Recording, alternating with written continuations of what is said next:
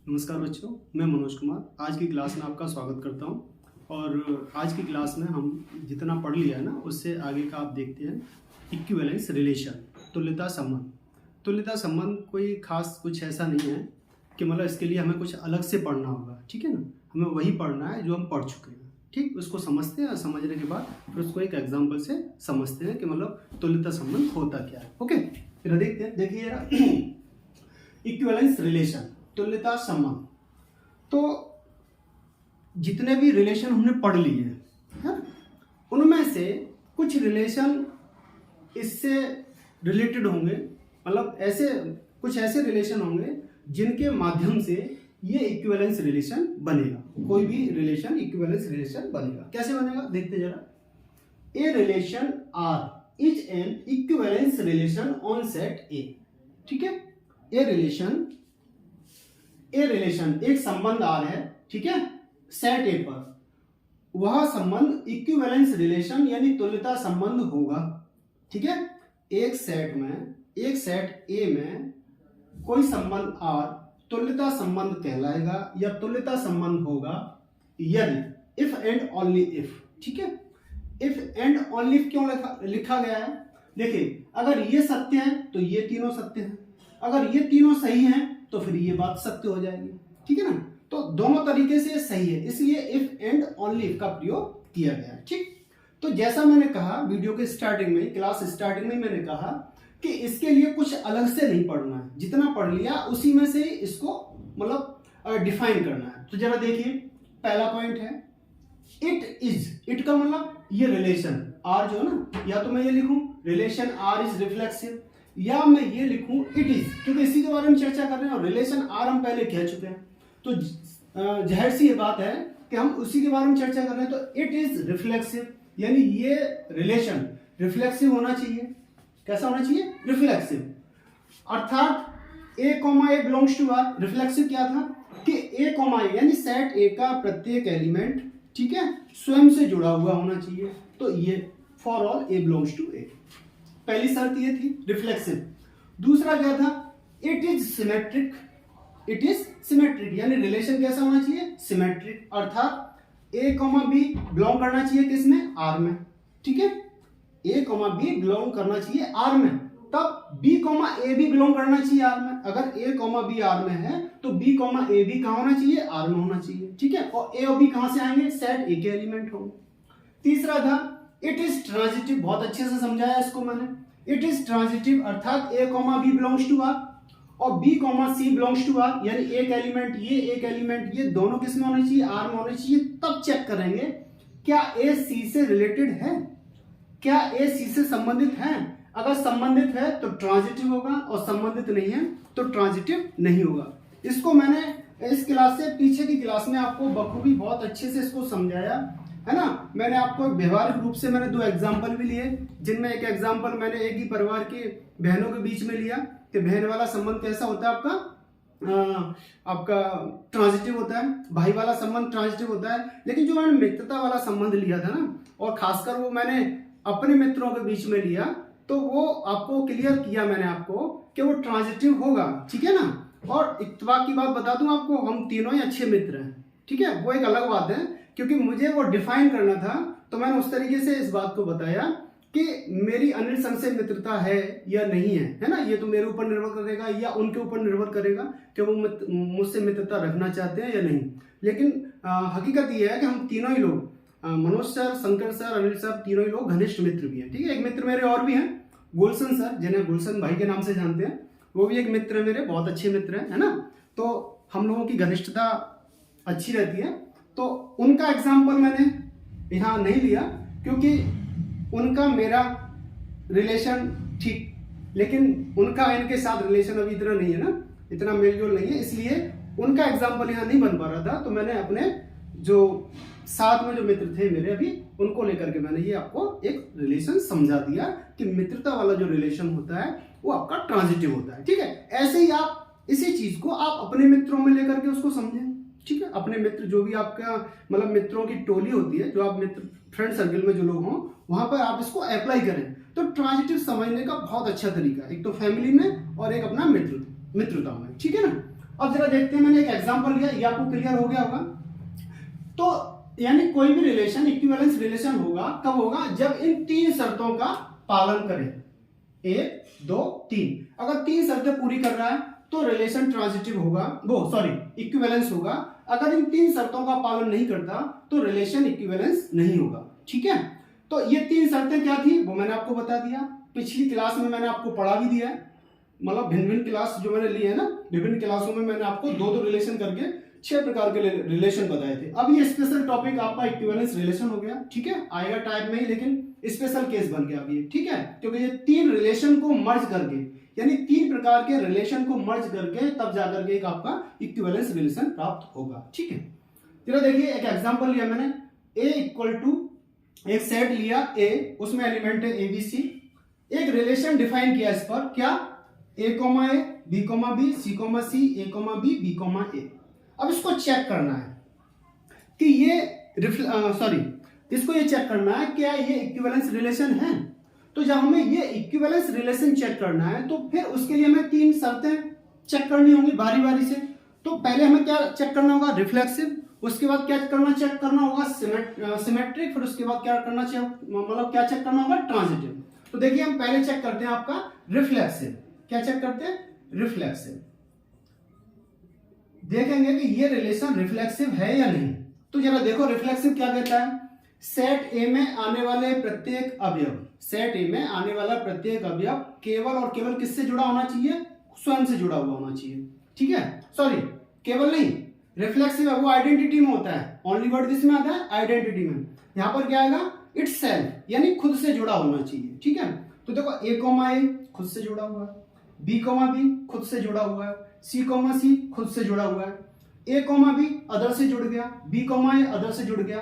तो यहां इनका कोई रेस्पॉन्स नहीं होगा क्योंकि यहां पर तीनों एलिमेंट ये आ रहे हैं। तुमने आइडेंटिटी रिलेशन में बताया था केवल स्वयं से जुड़ना चाहिए, लेकिन जो आपको रिफ्लेक्सिव रिलेशन में बताया था वहां ऐसा कोई नियम नहीं है, खुद से जुड़ा हो, उसके अलावा अगर किसी अन्य एलिमेंट से जुड़ा है फिर भी कोई प्रॉब्लम नहीं है। तो ऐसा रिलेशन क्या कहलाता है, रिफ्लेक्सिव कहलाता है। कैसा, रिफ्लेक्सिव। तो ये डिफाइन कर रहा है कंप्लीटली। तो या तो मैं यहां ये लिखूं कि A, belongs to R, B, belongs to R, C, belongs to R। ठीक है ना, ऐसे लिख सकते हैं, क्योंकि सिंस लिख सकते हो, लिखना चाहो तो लिख सकते हो, A, belongs to R, B, belongs to R। ठीक है ना, and C, belongs to R। ठीक है ना। तो अर्थात क्या होगा, रिलेशन कैसा हो गया, गिवन रिलेशन R कैसा हो गया आपका, रिफ्लेक्सिव होगा। कैसा होगा, रिफ्लेक्सिव होगा। तो नीचे यहां लिखेंगे, इसलिए therefore relation R is reflexive. ठीक है, मैं समझता हूं क्लियर हो गया होगा आपको। दूसरा देखते हैं, सिमेट्रिक।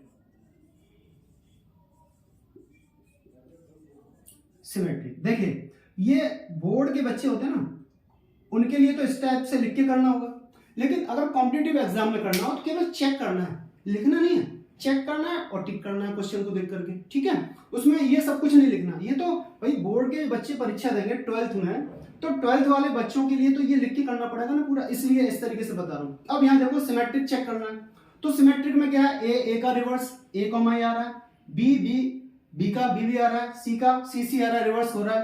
अब देखो यहाँ पर A भी आ रहा है, तो A B का उल्टा क्या, B, A हमें इसमें मिलना चाहिए। तो देखो A B मिल रहा है, B A मिल रहा है। ठीक है, अगर B A आ रहा है तो B A का उल्टा A B ये मिल रहा है, तो इसका मतलब क्या है, सिमेट्रिक भी है। कैसा है, सिमेट्रिक भी। तो इसके लिए हम क्या, सीधा सा हम फॉर्म लिख देते हैं। ठीक है, A, B, चूंकि सिंस A, B, सिंस का मतलब होता है चूंकि, है ना, या because A, B belongs to R, है ना, देन तब B, A belongs to R, यानी इस कंडीशन को भी क्या कर रहा है, फुलफिल कर रहा है। तो इसका मतलब क्या होगा, relation, therefore relation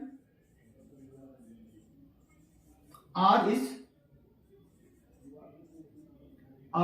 symmetric. Okay, clear हुआ। अब जरा देखते हैं ट्रांजिटिव, तो मैं थोड़ा ऊपर का मिटा देता हूं, है ना, ये आप नोट कर लेना, ऊपर थोड़ा मिटा के मैं आगे ऊपर लिखता हूं। कैसे चलना है, यहां से एग्जाम्पल शुरू किया, ऐसे चलना है। अब यहां नीचे जगह नहीं है ना, तो मैं इसको ऊपर लिख देता हूं। अब क्या चेक करना है, ट्रांजिटिव। ट्रांजिटिव ट्रांजिटिव में क्या बताया था, ट्रांजिटिव में ये बताया था कि यदि ए बी से रिलेटेड है और बी सी से रिलेटेड है, तब चेक करेंगे क्या ए सी से रिलेटेड है, ठीक है ना। तो जरा चेक करते, देखो ए आ रहा है, तो ए किससे रिलेटेड हो रहा है, बी से हो रहा है, ए बी आ रहा है, तो ए यहां पे पहला है और सी की जगह बी है, तो क्या ए बी इसमें आ रहा है, तो चेक करो, देखो ए बी आ रहा है, ठीक है। अगर मैं कहूं बी ए ले लें, बी ए और ए, तो क्या बी ए से मिल रहा है, तो बी ए इसमें आ रहा है, वो भी आ रहा है, ठीक है, क्लियर हुआ। अच्छा, इसमें आ रहा है बी बी आ रहा है, कितना आ रहा है, बी बी, और बी बी आ रहा है, तो बी ए आ रहा है, तो लास्ट बार पहला वाला बी, अंतिम वाला ए, तो बी ए इसमें आ रहा है, देखो आ रहा है, ये भी क्लियर हो रहा है। अगर मैं बात करूं सी कॉमा सी, तो सी किसी से रिलेटेड नहीं हो रहा, तो जब सी किसी से रिलेटेड हो ही नहीं रहा, तो उसको चेक ही नहीं करना। भाई उसको चेक कब करते हैं, जब वो किसी से रिलेट करता। जब किसी से रिलेट नहीं कर रहा, तो इसका मतलब ये भी ट्रांजिटिव की कंडीशन को फॉलो कर रहा है, ये भी ट्रांजिटिव की कंडीशन को फॉलो कर रहा है, ये भी ट्रांजिटिव की कंडीशन को फॉलो कर रहा है। अब यहां पे देखो ए बी से रिलेटेड है और बी ए से रिलेटेड है, तो पहला वाला ए और सी की जगह ए, तो ए से रिलेटेड होगा, देखो आ रहा है। अगर मैं यहां पे कहूं बी ए से रिलेट कर रहा है ना, बी ए से, और ए किससे कर रहा है, बी से कर रहा है, तो फाइनल बी कॉमा बी इसमें आ रहा है, देखो वो भी आ रहा है। इसका मतलब ये कैसा हो गया, ट्रांजिटिव हो गया। कैसा हो गया, ट्रांजिटिव। तो मैं इसका डायरेक्ट नियम लिख देता हूं, ठीक है, ये सारी चीजें बता दी मैंने। और अगर क्लियरली लिखना चाहते हो तो क्लियरली भी लिख सकते हो, नहीं आप डायरेक्ट वही लिख लो नियम। क्या नियम था हमारा, since A comma B belongs to R, A comma B belongs to R and B comma C belongs to R, ठीक है, देन तब A comma C belongs to R. ये कंडीशन इसमें फुलफिल हो रही है। ये वाली जो शर्त थी, जो ट्रांजिटिव की कंडीशन थी, वो उसमें क्या फुलफिल हो रही है इस रिलेशन में। इसलिए ये कैसा रिलेशन होगा, यहां लिखेंगे देयरफॉर, इसलिए therefore relation R is transitive. Transitive हो गया, ठीक है ना। अब ट्रांजिटिव हो गया, तो इसका मतलब पूरा सार क्या निकला इसका, हेंस अतः relation R is equivalence relation, R is an equivalence relation, ठीक है ना भाई। तीनों कंडीशन फुलफिल कर गए, जब तीनों कंडीशन संतुष्ट कर गया, तो ये रिलेशन हमारा कैसा हो गया, ये रिलेशन हमारा आपका मतलब तुल्यता संबंध हो गया। कैसा हो गया, तुल्यता संबंध। तो मैं समझता हूं ये एग्जांपल से आपको ये तुल्यता संबंध क्या होता है, इक्विवेलेंस रिलेशन क्या होता है, क्लियर हो गया होगा, ठीक है ना। अब चलो आगे देखते हैं, ठीक है। चलिए देखिए, अब आगे समझते हैं। मैंने एक एग्जांपल और लिया हुआ है, अभी आपको एक एग्जांपल से समझाया कि कोई भी रिलेशन इक्विवेलेंस रिलेशन कब होता है, कैसे होता है ना, उसकी कंडीशन बताई मैंने। तो उसी से रिलेटेड मैंने एक एग्जांपल और लिया हुआ है, उसको आप समझते हैं, ठीक है। देखिए जरा, ये है A is set of straight line. Straight line समझते हैं ना, इस टाइप से, है ना, ये straight line. A is set of straight lines L1, मतलब एक सेट है, और किसका सेट है, स्ट्रेट लाइन का सेट है, यानी उसमें आने वाली जो रेखा है वो सब सारी की सारी कैसी है, सरल रेखा है। कैसी है, सरल रेखा है।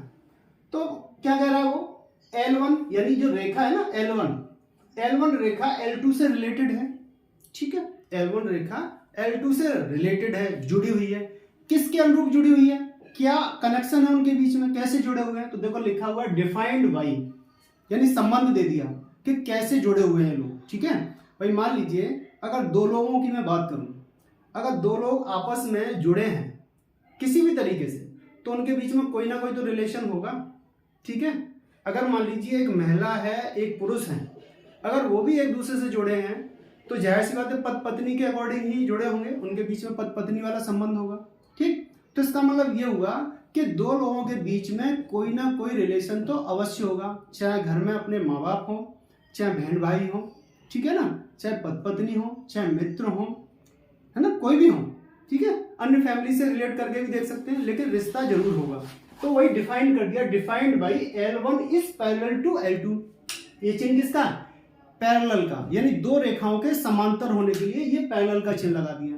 या मैं लिख देता L1 is parallel to L2, या तो ऐसे लिखता, या मैंने सिंबल बना दिया। और L1 L2 रेखा कहां से आ रही है? सेट ए से आ रही है, क्योंकि पहले ही कह दिया है कि सेट समुच्चय ए जो दिया है, मतलब एक सेट दिया है, उसमें जो रेखाओं का सेट है, सरल रेखाओं का सेट है। तो इसको चेक करना है कि अब बताइए कि ये कैसा संबंध होगा, तुल्यता संबंध है कि नहीं है, है ना। अब तुल्यता संबंध चेक करना है तो हमें 3 कंडीशन चेक करनी होंगी। कौन कौन सी बताई थी अभी मैंने? रिफ्लेक्सिव, सिमेट्रिक और कौन सा? ट्रांजिटिव। यानी ये तीनों कंडीशन चेक करनी होंगी। अगर ये तीनों कंडीशन फुलफिल कर देता है तब तो ये इक्विवेलेंस रिलेशन होगा जो रिलेशन दे रहा है। अगर फुलफिल नहीं करता है तो इक्विवेलेंस रिलेशन नहीं होगा। अब मान लीजिए ऐसा क्वेश्चन बोर्ड की परीक्षाओं में अगर आता है तब तो आपको पूरा लिख के करना होगा, लेकिन मैंने कहा ये क्वेश्चन कॉम्पिटिटिव एग्जाम में अगर आता है तो ऐसे नहीं करना है, बस दिमाग में थोड़ा सा माइंड सेट करके इसको हल करो और हल करके टिक कर दो। जैसे देखिए मैंने कहा स्ट्रेट लाइन है, मान लो किसी साइड में ऐसी तो रेखा होंगी इस तरीके से, मान ये रेखा है, समझो जरा, मैं पहले ओरली बता देता हूं उसको। अब कह रहा है रेखा L1 L2, मैंने मान लिया इसको L3।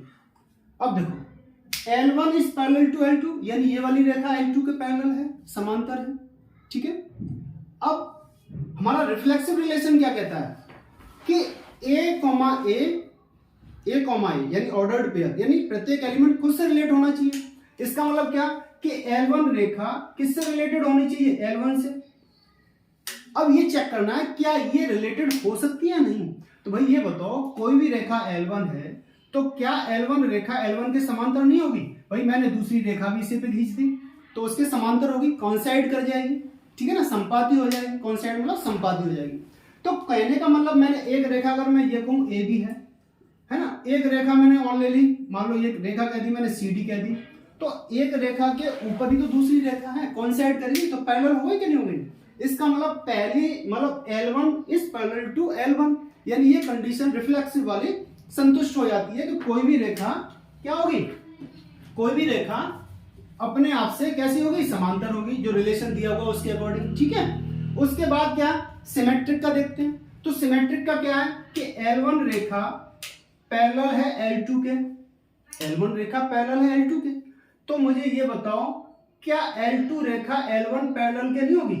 L2 रेखा इस पैरेलल टू L1 नहीं होगी? भाई ये रेखा L1 है, ये रेखा L2 है, ठीक है ना, L1 L2। तो जब ये रेखा इसके पैरेलल है तो ये रेखा भी तो इसके पैरेलल है, तो ये सिमेट्रिक वाली कंडीशन सेटिस्फाइड हो गई, ठीक है। अगर मैं बात करूं ट्रांजिटिव की तो मुझे ये बताओ कि L1 is parallel to L2 है, देखो L1 is parallel to L2 है, and L2 is parallel to L3, ये इसके पैरेलल है। तो जब ये इसके समांतर है, ये इसके समांतर है, तो क्या पहली रेखा L3 के समांतर नहीं होगी? भाई पहली रेखा क्या होगा?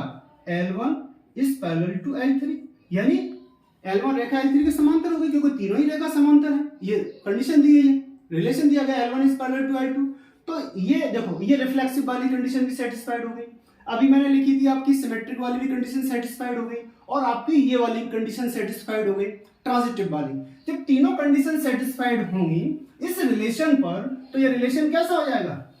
भाई रिलेशन कैसा? इक्विवेलेंस रिलेशन हो जाएगा, ठीक है। अब बोर्ड एग्जाम में कैसे चेक करना है? अगर कायदे से लिख के चेक करना चाहते तो कर सकते हैं। जैसे देखिए रिफ्लेक्सिव, ठीक है, जिस तरीके से बताया मैंने। तो L1 रेखा यहां पे लिख सकते हैं चूंकि, है ना, चूंकि या सिंस लिख दो। L1 is parallel to L2, sorry L1 स्वयं से कैसी है? स्वयं से जुड़ी हुई है ना। स्वयं से जब जुड़ी हुई है तो इसका मतलब क्या हो जाएगा? रिफ्लेक्सिव हो जाएगा। कैसा हो जाएगा? ये रिफ्लेक्सिव हो जाएगा। यहां पे लिख सकते हो अर्थात R इज रिफ्लेक्सिव। ओके, चलिए ये आपको क्लियर हो गया होगा। अगर मान लीजिए सिमेट्रिक चेक करना है, सिमेट्रिक, तो सिमेट्रिक के लिए क्या होगा, है ना, since L1 is parallel to L2, है ना, implies L2 is parallel to L1, दोनों रेखाएं समांतर है, अभी बताया मैंने, L1 L2 के समांतर है, L2 L1 के समांतर है, ठीक है ना, मतलब रिवर्स भी समांतर होगी। इसका मतलब कैसा हो जाएगा रिलेशन, अर्थात R इज सिमेट्रिक, तो ये भी आपकी कंडीशन फुलफिल हो गई, सिमेट्रिक। ओके, मान लीजिए मैंने अब लिया क्या आपका ट्रांजिटिव, तो ट्रांजिटिव में क्या होगा, ट्रांजिटिव में क्या हो जाएगा, ट्रांजिटिव में आपका ये देखना होगा L1 पैरेलल टू L2, ठीक है, and L2 is parallel to L3, तब क्या रिजल्ट आ रहा है, L1 is parallel to L3। इससे क्या निष्कर्ष निकला, अर्थात R इज ट्रांजिटिव, निष्कर्ष क्या निकला भाई, ये कंडीशन फुलफिल हो गई, रिफ्लेक्सिव है, सिमेट्रिक है, ट्रांजिटिव है, तो लास्ट में क्या बचा भाई रिफ्लेक्सिव। जब ट्रांजिटिव सिमेट्रिक है तो हमारा रिलेशन कैसा हो जाएगा, यहाँ लिखेंगे हेंस गिवन का मतलब दिया गया रिलेशन, ये गिवन रिलेशन आर इज कैसा, equivalence, is an equivalence relation, okay, clear हो गया होगा, है ना, आप इसे नोट कर सकते हो। अब जरा आगे देखते हैं, चलिए देखते हैं आगे, ये दो पॉइंट हैं, इस पॉइंट को समझते हैं, ये रिलेशन से ही निकला हुआ है, ठीक है, परीक्षाओं में पूछा जाता है। मैंने कहा था जिस तरीके से मेरे जो वीडियो अपलोड हुए हैं, जिस तरीके से मैंने कहा था और थंबनेल में लिखा था बेसिक से एडवांस के लिए, तो ये कुछ चीज़ें ऐसी हैं जो मतलब ऊपर तक लेके जाता हूँ, ठीक है। तो देखिए, इफ R1 एंड R2 दो रिलेशन है किसी एक सेट में, ठीक है, एक ही सेट के दो रिलेशन, एक ही सेट में मान लो दो संबंध लिए, if R1 and R2 are two equivalence relation on set A, और दोनों रिलेशन कैसे हैं, इक्विवेलेंस है, यानी दोनों ही तुल्यता संबंध है, ठीक है, तब क्या होगा जरा देखते हैं। फर्स्ट पॉइंट है R1 इंटरसेक्शन R2, यानी दोनों का उभयनिष्ठ निकालें, कॉमन निकालें, R1 यानी पहले रिलेशन दूसरे रिलेशन का, R1 intersection R2 is also equivalence relation on set ए। कहने का मतलब यह है कि R1 R2 का जो इंटरसेक्शन होगा वह भी इक्विवेलेंस रिलेशन होगा, किस पर होगा, सेट ए में, ठीक है, या सेट ए पर। दूसरा पॉइंट है R1 union R2 is not necessarily N equivalence relation. अब ये तो इक्विवेलेंस रिलेशन होगा, लेकिन इन दोनों का यूनियन ये जरूरी नहीं है, यहां लिखा है नेसेसरीली, इज नॉट यानी आवश्यक नहीं है, इसका मतलब होता है आवश्यक नहीं है कि जो रिलेशन है ना R1 यूनियन R2 ये आपका इक्विवेलेंस रिलेशन हो, किस पे, on set A, on set ए, ये कोई जरूरी नहीं है कि ये आपका इक्विवेलेंस रिलेशन हो। हाँ, लेकिन ये कंफर्म है कि R1 इंटरसेक्शन R2 एक इक्विवेलेंस रिलेशन होगा, क्योंकि इनको मिलाकर के भी तो एक रिलेशन ही बनेगा, ठीक है, ऑर्डर्ड पेयर में, तो वो इक्विवेलेंस रिलेशन होगा। लेकिन यूनियन वाला इसको ये नहीं कहा जा सकता इक्विवेलेंस रिलेशन होगा या नहीं हो, ये जरूरी नहीं है इक्विवेलेंस रिलेशन हो ही हो। तो इसका मतलब क्या हुआ, इसका मतलब अगर इक्विवेलेंस रिलेशन नहीं आएगा तो रिफ्लेक्सिव और सिमेट्रिक तो हो सकता है, रिफ्लेक्सिव और सिमेट्रिक तो हो सकता है। तो उसके लिए मैंने एक एग्जांपल लिया, इसको समझते हैं। देखिए, लेट A इक्वल टू 1 2 3, एक सेट ले लिया, इस सेट पर मैंने एक रिलेशन ले लिया जिसमें आने वाले एलिमेंट ये हो गए इसी सेट पर, दूसरा ये ले लिया, तो इसका मैं क्या चेक करूं, पहले वाला, ठीक है। तो मैंने क्या किया, R1 इंटरसेक्शन R2 निकाला, तो R1 इंटरसेक्शन R2 निकाला तो ये क्या क्या आएगा, 1,1 आएगा, 2,2 आएगा और 3,3 आएगा। इनके अलावा और कोई पॉइंट कॉमन नहीं आ रहा, देखो जरा, ये आ रहा, ये आ रहा, ये आ रहा, ये डिफरेंट है, इनमें से कोई कॉमन नहीं आ रहा, ठीक है। यूनियन इंटरसेक्शन इसी तरीके से पढ़ा। अब इसको ये चेक करना है कि ये इक्विवेलेंस है कि नहीं है, इक्विवेलेंस है कि नहीं। तो देखो चेक करते हैं, है ना, चेक क्या करना, वैसे ही अब समझ में आ जाएगा। 1 1 आ रहा है इस सेट में, देखो आने वाले एलिमेंट 1 2 3 है, तो इसके हिसाब से जो रिफ्लेक्सिव कहता है क्या कहता है, 1 1 आ रहा है, 2 2 आ रहा है, 3 3 आ रहा है, 1 का रिलेट 1 से, 2 का रिलेशन 2 से, 3 का रिलेशन 3 से, तो इसका मतलब रिफ्लेक्सिव है। तो इसका मतलब क्या होगा, रिफ्लेक्सिव है। ये चेक कर लिया, यही चेक करना होगा। उसके बाद सिमेट्रिक चेक करना है। क्या चेक करना है, सिमेट्रिक। सिमेट्रिक चेक करना है कि सिमेट्रिक है कि नहीं है। तो सिमेट्रिक में क्या देखते थे, 1 1 आ रहा है तो उसका रिवर्स 1 1 यही है आ रहा है, 2 2 उसका रिवर्स 2 2 आ रहा है, 3 3 रिवर्स उसका 3 3 आ रहा है। इसका मतलब क्या है, सिमेट्रिक भी है। क्लियर हुआ। अब क्या चेक करना है भाई, रिफ्लेक्सिव चेक कर लिया, सिमेट्रिक चेक कर लिया। अब क्या बचा, अब हमें करना है ट्रांजिटिव। क्या करना है चेक, ट्रांजिटिव। तो ट्रांजिटिव के लिए क्या चेक करना है, ट्रांजिटिव में ये चेक करना है कि 1 1, अब ये वाला 1 किसी और से रिलेटेड है कि नहीं है। तो देखो 1 किसी और से रिलेटेड है नहीं, इसका मतलब ये वाला पॉइंट ट्रांजिटिव के लिए कंडीशन सेटिस्फाइड कर रहा है। 2 2, तो अब ये देखना क्या 2 किसी और से रिलेटेड है, किसी और से रिलेटेड नहीं। इसका मतलब 2 2 ये भी ट्रांजिटिव की कंडीशन फॉलो कर रहा है, ये भी कर रहा है। अब देखते हैं 3 3, क्या ये ट्रांजिटिव की कंडीशन फॉलो कर रहा है। तो 3 3 किसी और एलिमेंट से रिलेटेड है ही नहीं, इसका मतलब ये भी क्या कर रहा है, ट्रांजिटिव की कंडीशन फुलफिल कर रहा है। इसका मतलब ये वाला भी ये हो गया। तो इसका मतलब रिजल्ट क्या निकला कि R1 इंटरसेक्शन R2 ये कैसा हो जाएगा, ये आपका इक्विवेलेंस रिलेशन हो जाएगा। कैसा हो जाएगा, इक्विवेलेंस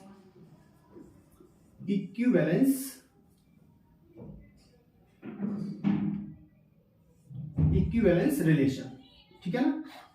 तो मैं समझता हूं ये आपको क्लियर हो गया होगा, ये वाला पॉइंट कि R1 intersection R2 equivalence relation किस तरीके से होता है। ठीक है, तो ये आपको क्लियर हो गया होगा। ठीक है, अब आगे देखते हैं।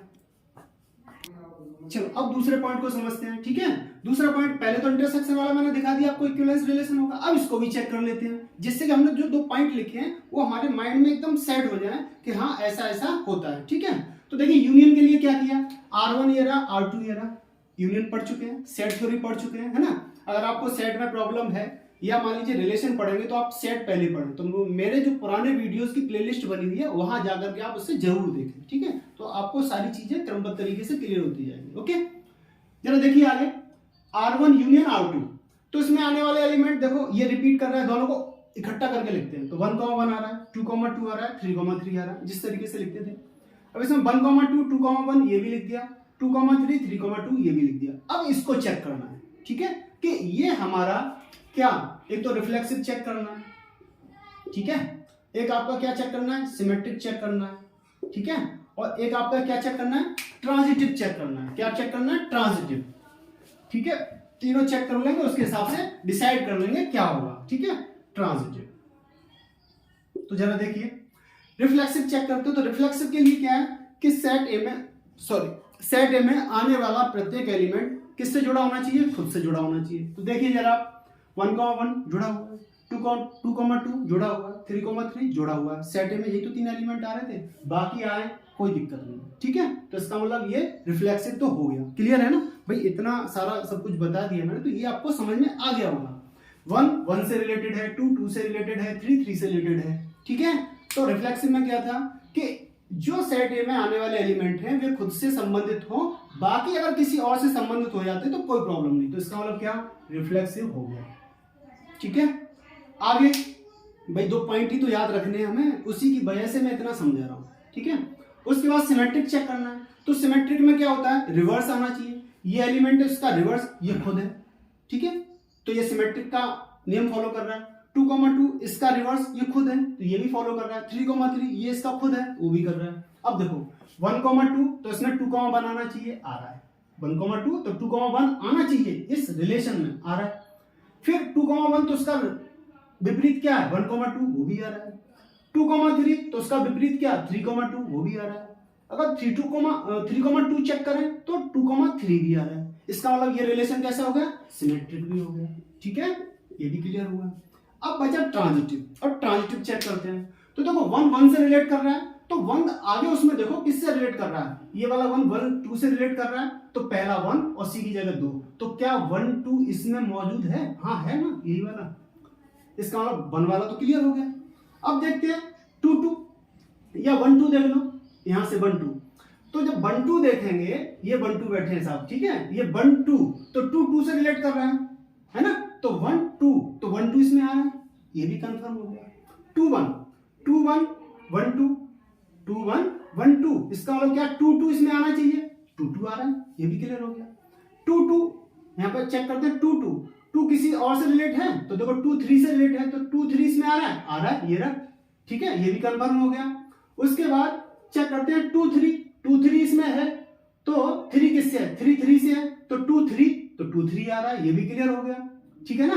अब बात करते हैं 3 2, ये 3 2 आ रहा है तो 3 2 2 2 तो 3 2 यही आ गया, ठीक है। 3 2 2 1 तो 3 1, हाँ ये आपका नहीं आ रहा, तो देखो यहाँ पे 3 2 2 3 तो 3 3 भी आ रहा है, ठीक है। अब आपका यहां से देखो 3 2 और 2 1, 3 2 और 2 1 तो 3 1 आ रहा है, तो 3 1 इसमें चेक करो कहीं आ रहा है, नहीं आ रहा, तो इसका मतलब 3 1 इसमें नहीं आ रहा है, तो इसका मतलब कैसा हो गया, ये ट्रांजिटिव नहीं होगा, ये ट्रांजिटिव नहीं होगा। चेक करने का वही प्रोसेस है जिस तरीके से मैंने बताया, सबको चेक करते हैं। तो यहाँ पर क्या, यहाँ पर 3 1 इसमें रिलेशन में नहीं है, तो ये कैसा हो गया आपका, ट्रांजिटिव हो गया। तो इसके मैंने ये निकला रिजल्ट, जो पहला वाला बताया कि R1 intersection R2 is an equivalence relation, on side है वो इक्विवेलेंस रिलेशन होगा, लेकिन ये वाला रिलेशन कैसा होगा, इक्विवेलेंस रिलेशन नहीं होगा, तो इसको हम क्या कहेंगे, is not R1 union R2, है ना, इज नॉट ट्रांजिटिव। कैसा, सॉरी वो तो लिख ही दिया मैंने, है ना, कि वो तो लिख ही दिया। तो यहाँ पे क्या रिफ्लेक्सिव है, सिमेट्रिक है, लेकिन ट्रांजिटिव नहीं है। तो जो कंडीशन लिखी हुई थी नेसेसरीली वाली, ठीक है, तो आपकी यहाँ पे फुलफिल हो रही है, ठीक है। तो इस तरीके से आज आपका रिलेशन जो मैंने कराया है, तो आपको मैं एक चीज बता दूं, इसमें सेट थ्योरी जो मैंने पढ़ाई थी वो आपका पूरा फर्स्ट ईयर का टॉपिक है। मैंने ये कहा था आपसे कि मैं सारी चीजें एक ही जगह इकट्ठी कर दूंगा, किसी बच्चे को किसी भी कॉम्पिटिटिव एग्जाम देने वाले भाई को कोई प्रॉब्लम ना हो, ठीक। तो सेट हो गया। उसके बाद रिलेशन मैंने स्टार्ट किया, तो रिलेशन में मैंने शुरू से स्टार्ट किया, कहां तक लेके आया उसको मैं, आर इनवर्स यानी प्रतिलोम संबंध, है ना, इनवर्स ऑफ ए रिलेशन। तो वहां तक आपका क्लियर हो गया किसका, फर्स्ट ईयर की क्लास का, ठीक है। वहां के बाद जो टाइप्स ऑफ रिलेशन पढ़ाया है मैंने, वो आपका 12th का पार्ट है, ठीक है। तो 12th का पार्ट आज खत्म हो गया, थोड़ा सा और जो भी बचा होगा देख लेता हूं मैं, उसको और कराना है, जिससे कि वो कॉम्पिटिटिव एग्जाम के लिए भी होगा और 12th में भी थोड़ा बहुत होगा तो वो हो जाएगा। फिर इसकी एक्सरसाइज करवानी, तो मैंने पार्ट वाइज आपको बता दिया कहाँ किसको किस तरीके से पढ़ना है, ठीक है। तो मुझे उम्मीद है कि आपको सारे कंटेंट जितने भी पढ़ाए मैंने आपको समझ आए होंगे, अच्छे से पसंद भी आया होगा, आप उसे देख भी रहे होंगे। आशा भी करता हूँ आपसे कि आप उसको देखें, पढ़ें, ठीक है। और साथ में कमेंट जरूर करें, लाइक भी करें, चैनल को सब्सक्राइब भी करें और इससे शेयर भी करें, जिससे कि और लोगों को भी इसके बारे में मतलब जानकारी होने के साथ साथ उन्हें इसकी मदद मिल सके कोर्स करने की, ठीक है ना। आप सभी का बहुत बहुत धन्यवाद।